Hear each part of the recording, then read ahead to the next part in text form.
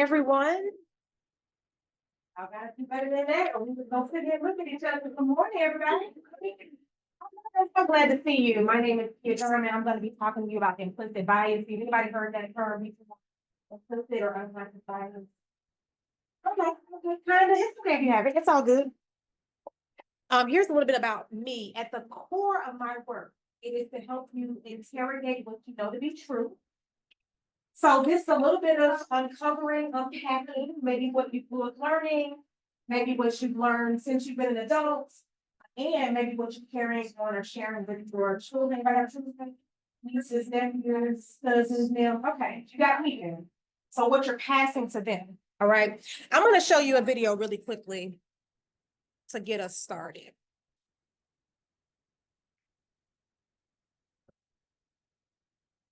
And just listen up. We will talk about it after. Brain exercise.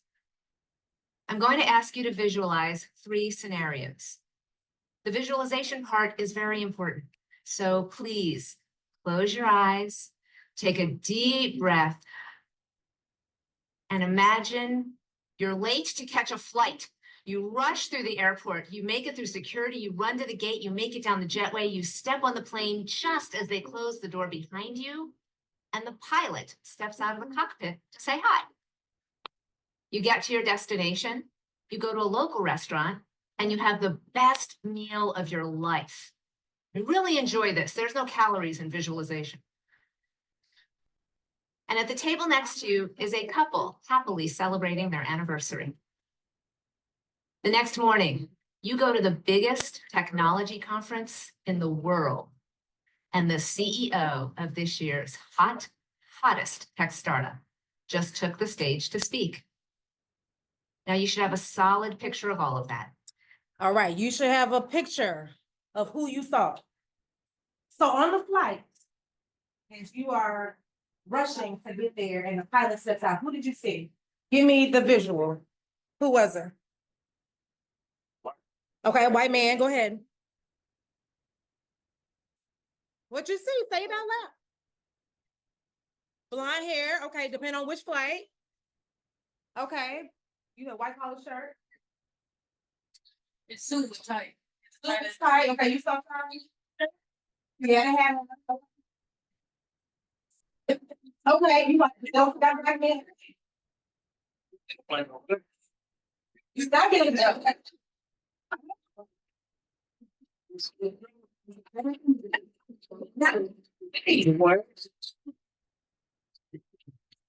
Bias. I'm putting on the plane. It's like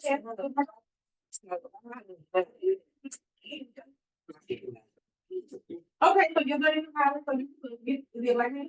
Okay, so you got a black friend, but you know the okay.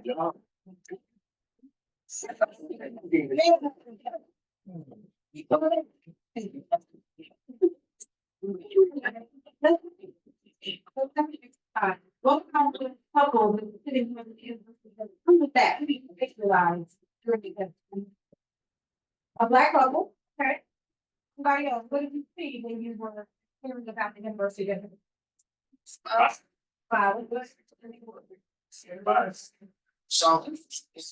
music playing. Say it out loud. Say what it says. White couple sitting. Okay. Okay. Thank you. We don't have to do.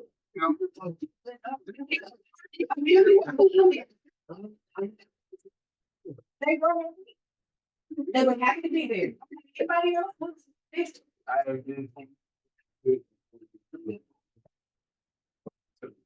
Okay, but just okay. Anybody else see something? Okay, what if I told them the same gender loving couple? 2 individuals of the same gender. Not in your business. Okay, the third exercise was the tech CEO of the hottest tech company of the year. Who did you see? You saw that? I see you. Okay, anybody else? What's an Asian man? Okay. Saw his son. Very good. A white guy. Why did you see an Asian man? Because they're very, okay, you're very techy, okay. Anybody else see these things? Okay, come on. Okay. That's all right. Well, the person that she's talking about is her, she actually was the CEO behind the scene. That. Why do you all think I take you through this exercise? Why do you think this exercise is important?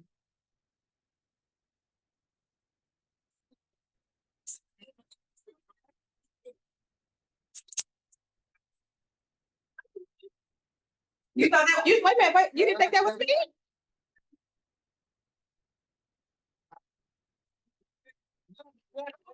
Oh, okay, they're recording on Zoom. I said, wait a minute.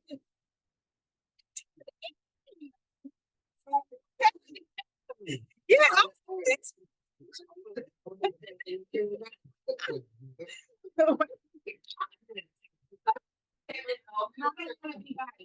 like, here's the thing. Oh, yeah, we still stay here. You gotta close the door. Here's the thing about brain. If you have a brain, you have body. Every single one of you. You just explained it.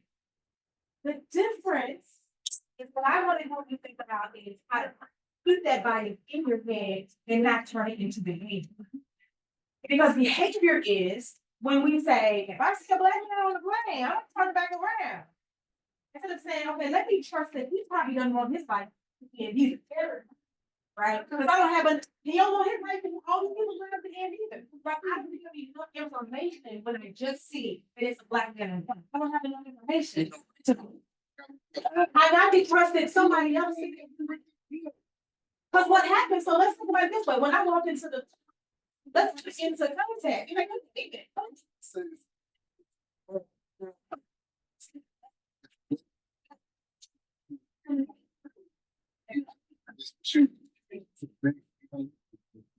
That's why I got a problem. Yeah.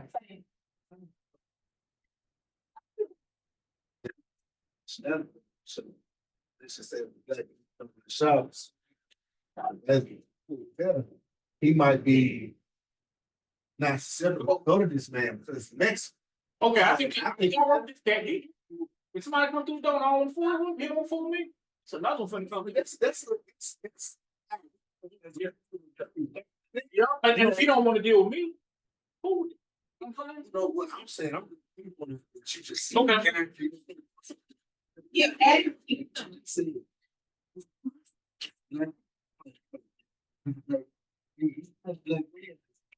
Crazy intelligent. I see what you're saying, but there's a between me crashing to a building in Grand Canyon and me giving you a crooked edge. but what would you think? What I'm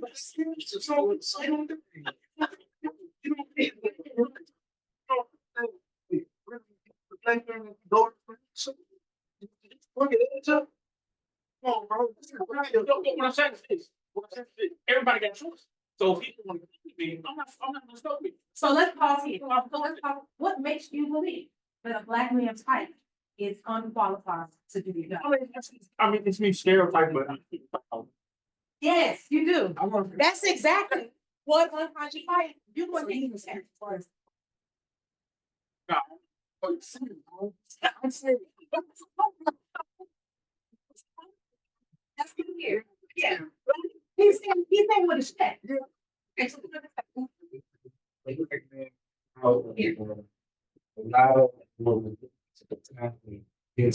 not a reason about me. Black man normally is okay to be looking like he's in battle, so you pretty much say so. He's a prophet, or yeah. Like a well. So what you see is Okay. black man, it's okay. It's okay. And that's why we're in a space where we can be as safe as possible with each other to say these things, okay? What I'm trying to get us to do is that safe space, so when you go outside, you don't then interpret this to say, let me say this to other people, okay? I want us to talk about it here. When you see black men in power, what you see is he's a puppet for someone else. What I want to encourage us to do is take 2 steps back and ask, why do I think this? There's a reason you believe that. And a lot of times I don't get to talk that. Yes. Let me give you a definition so I can get how you're taught this, because you're taught this from a very small age. Let's say before you even born. But let me get to it in just a moment. Unconscious bias, also is implicit bias. Those two terms are interchangeable. Are operates through learned stereotypes that are automatic. They happen like that. It didn't take them a second. Automatic, right? Unintentional. He's sitting on it, but he also, this is affecting him too, right? So the same bias that he has about Black men being in power on a plane is the same as what he will experience in his own shop, okay? Deeply ingrained. This is the saying on business. This is the say with your chest. It's so far down, it becomes a part of your core makeup and value system. Seemingly universal. You can go in some rooms and everybody will agree. You walk into a room full of conservative individuals, likely all of them would agree. Yeah, we shouldn't have a Black life. You walk into a room right now during political season, during a deeply conservative room, all of them would probably say. So it's universal. And then you can also find people who look just like you, who also will believe it, and influences behavior. So how we treat people. So when we see people in power, we say, how dare you get it? You just applied. And what you just told me, two things. Black men in power, puppet. And then who did you see on the stage as the highest technologies leader? Was a Black man yourself. So is he a puppet? Right? So you gotta understand, we gotta go 2 steps back and ask ourselves a question. Why do we believe that? Because the same belief we have is impacting who we are as people.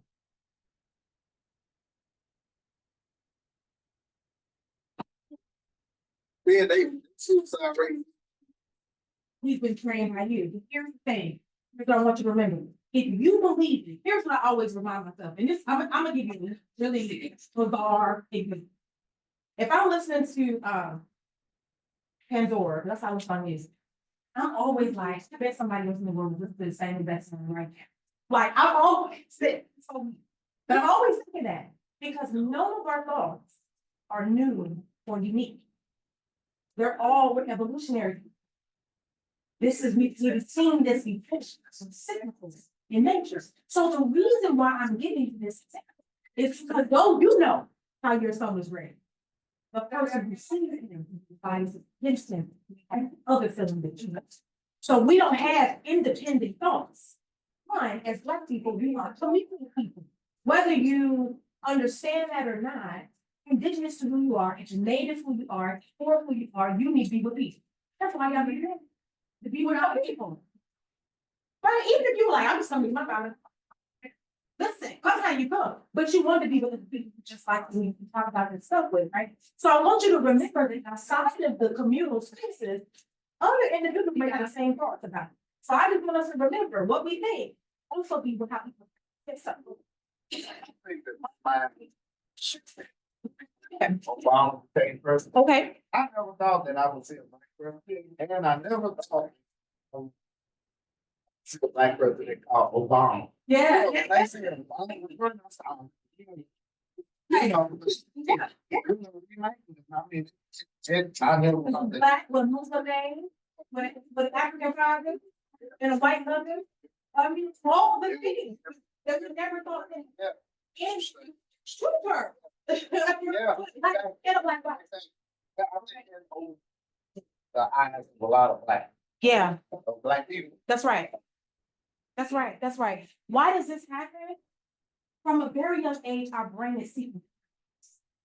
From a young age, remember you put your hand close to the stove when you're what would your mama, your grandmama, and auntie, what they say? So that's because they're mostly white space, and they're like, that's what that means. They give you, so we're always getting implications, information, or inferences that tell us, right? So we either getting a sound, we get an eye, we get something, or we're getting actual information out of the mouth that says, don't do that, that will hurt you. So the same thing happens when somebody walks by our car, we're being given information, even if we don't say anything. Parents do that. As aunts, uncles, and cases that we do that with each other, where we are sharing constantly information because we're trying to help our brains make patterns. Why? Because the brain takes in billions of pieces of it. Just think about how much information you've taken in already today, before you even got here. You had to drive here, you had to make decisions, you had to hear the radio, watch the news. If you have a partner in your house, you had to listen to them, you got children, to get them together, all of these things that you're taking in. But the brain can only process a few things in its conscious form. So it's unconscious form, subconscious mind, sometimes maybe dreams come from, who's that, me, this me. That's way back in the back. We're seeking patterns because why? You get tired. Throughout the day, you get tired. So when you leave here, you don't have to think about how to go home. Your car just drives itself, right? No, it's patterns to tell you how to get there.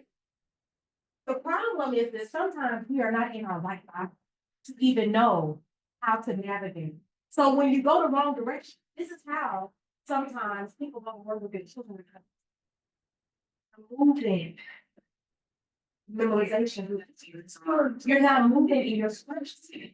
Okay, I want y'all to keep in mind. So we're seeking patterns. Go ahead. Out of habit. It's actually the American way to move out of memory. Right? In school, you learn memorization. Even if you can't read, sound out the word, they teach you what the word is. They don't teach you how to sound it out. So we seek those patterns to take mental shortcuts. I just mentioned them because when you get stressed, when you get tired, when you get hungry, you need to be able to revert to something. You need to revert to something. I know that when I'm hungry, you know when you go to fast food. Just you need to have those shortcuts. That's what your brain is constantly doing, which also teaches us how to take shortcuts to be harmful to other people. And then we are influenced by our social, your faith institute, your schooling, your homes. That's all influencing us. And we're just 5 years in here. This is all this is. So this is shaping the identity of you. From a very young age, your identity is shaped already before you even get here. So I want to help us to think about making some behavior shifts. Put together this little onion to show you this is who you are. You're not just one layer, you're multiple layers. In the center are your values. These are those beliefs that motivate you to act a way or not. These are largely unchanged. Our values are largely unchanged. Anybody tell me what's a value? What's valuable about who you are as me? What's valuable? Your hands, so I'm going to say your ethics, your ability to walk. Okay? Because it's not just your hand, it's what you do with your hand. That's what your value is. You have a high work ethic. So you use those hands. Anybody else? What, your mind, your ability to think deeply, and you want other people around you to think very deeply. Anybody else? What you got? Your heart, your ability to be empathetic to other people, see who they are, be compassionate towards other people. Absolutely. These are valuable things. It's going to be hard to shape the value. But what I can help you to think about is the behavior, which is what your values do. So when you hang around your friends who don't work hard, yeah, boom, that is, okay? Because the behavior is the way in which one acts or conducts themselves, especially towards others. And then your associations are connections that link you between those people. So your behavior is, I'm not going to be your friend, so I'm not going to have your values deeply rooted, but your behaviors can shift. This gentleman right here just tells us a time where his values were rooted, likely in seeing, and he wanted to see somebody of high integrity who looked like him. I imagine that's what you grew up wanting. But then you had to change your behavior about what it meant when you saw a person in high integrity who looked just like you. I'm showing this person, I have to show up for this person, right? And so then your associations can change because other people who are in space who say, okay, you said, I don't know about this. All of this creates a narrative. Spoken or written account of events, which develops our memories. Here's what I want us to think about. When was the first time that you heard about AIDS in Kentucky? And what was that experience? What do you remember about that time? Whether it was true or not true, tell me what you remember. Magic Johnson, okay. What else did you, and what was there narrative around Magic Johnson? What was that? Yeah, sports player, HIV, okay. Anybody else? What do you remember that? You gonna die. Okay. What do you remember?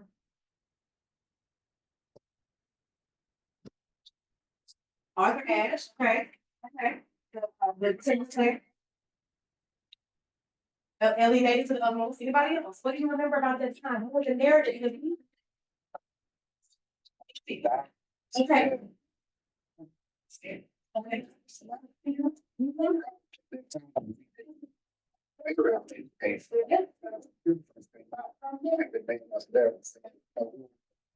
Outside, be around her, we thought, such as we gonna get to, Yeah. But we didn't know. Yeah. Okay. Thank you. Okay, no problem. Good. Okay, so anybody else? Narrative else remember? Okay.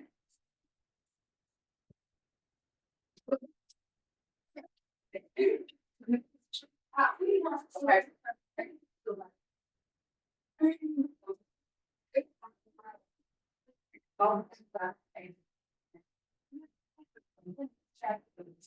Oh, no.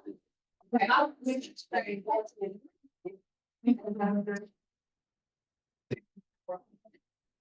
all right, yeah.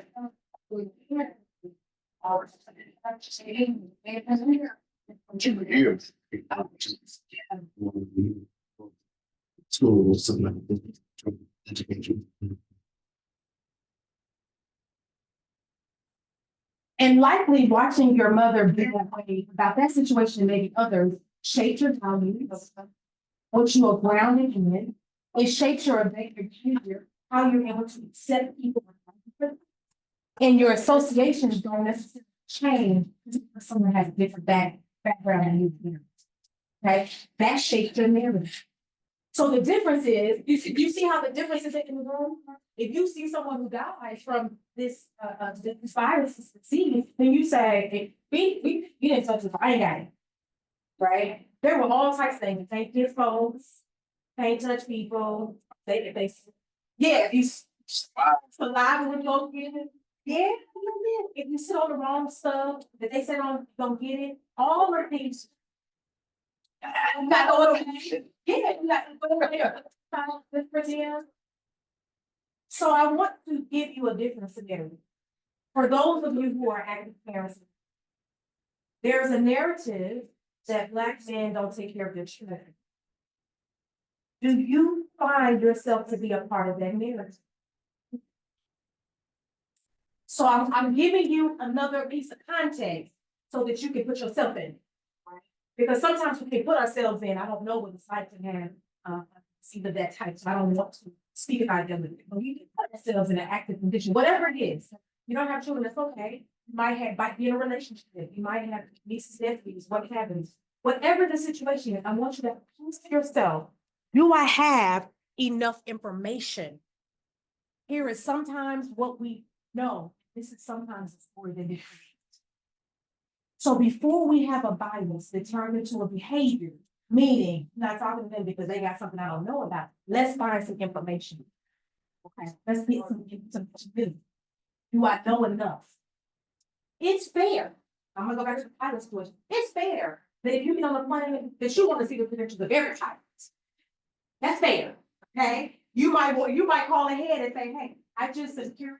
I've had some challenges being on the plane. I'm just curious if you wouldn't mind sharing with me. You know, they have a website I can look at and find out more about my life. That's fair. I'm not saying so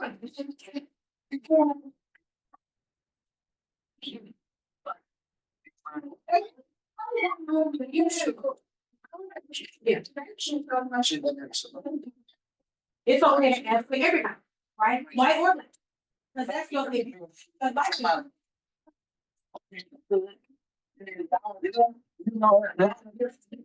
Yeah, that's a good question, right? You go, so can you cut? Yeah. Yeah.